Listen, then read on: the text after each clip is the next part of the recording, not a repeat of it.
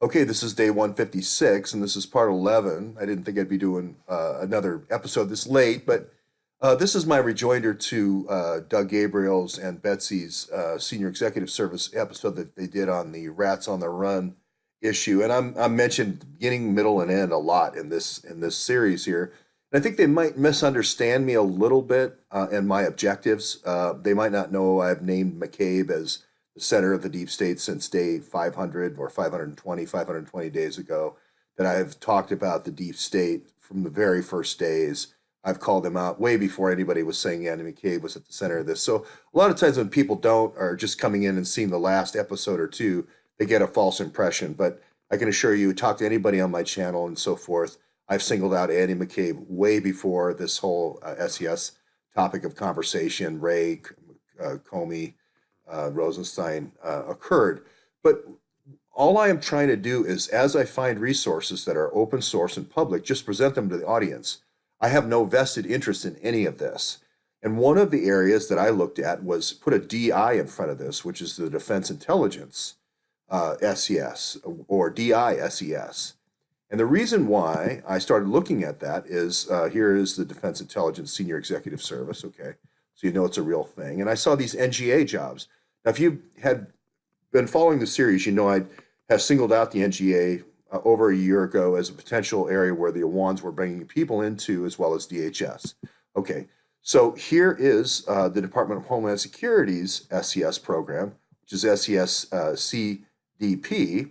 All right, so this is the Coast Guard and so forth. And again, when you're bringing people in from overseas under the Military Assets Vitally Needed for in case of insurrection, the MAVNI program, and I add the insurrection for emphasis. This is the channel, and I've also talked about bringing people into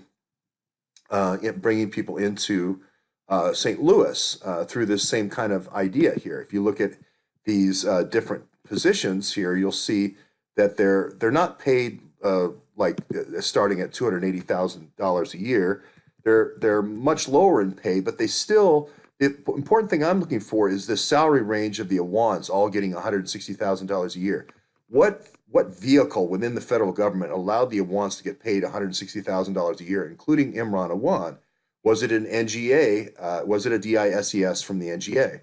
I know it's a lot of vowels, but DI, just think of Defense Intelligence Agencies, and then SES. Now, Navy intelligence, we have Navy intelligence living in his home when he leaves the home, NCIS.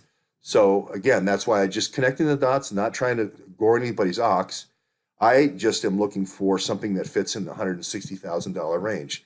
And again, you'll see if you go down here, you'll notice I've been talking about St. Louis a lot, okay? And also this is in Springfield where the Awans live. Now, moving along here, you saw that one.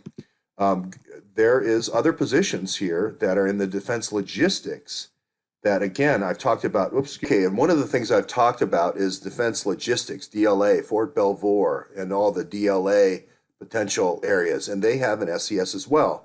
And again, I focus in on things like this, where it says career incumbent, where they're hiding the name, and it's a senior executive position service.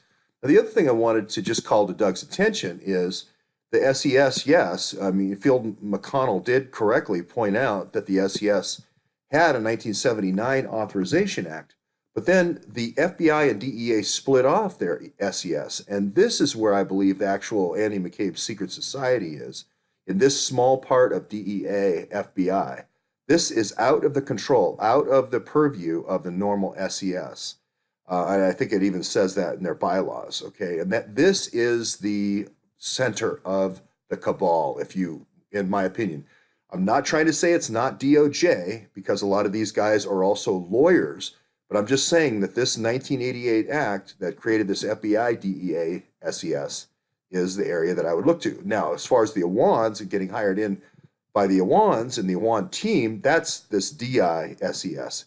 It's not paid as much money, etc. It doesn't have all the performance requirements of the FBI, etc. But I'm quite sure that the FBI SES is its own thing. It's its own review boards, etc. So again, this is 1997. And then the last one here is the senior national intelligence service. Again, this could be a funnel for the ones because of, and this is the DIA thing. I had several people sit down, look me straight in the eye, and say, "Hey, I'm making $200,000 a year. We've got this data in 5 different countries. You're never going to stop us, and you should stop trying. And oh, by the way, it's the biggest drug network in the world, and we use Navy Blackberries that are uncrackable. So good luck." So if somebody hadn't sat and looked at me right in the eye, right at the National Harbor and said that to me, I probably wouldn't have also been looking for DIA. So I hope this gives more background to Doug. And just this is why I keep slicing and dicing the SES to FBI DEA 1, NGA 2, and DIA 3.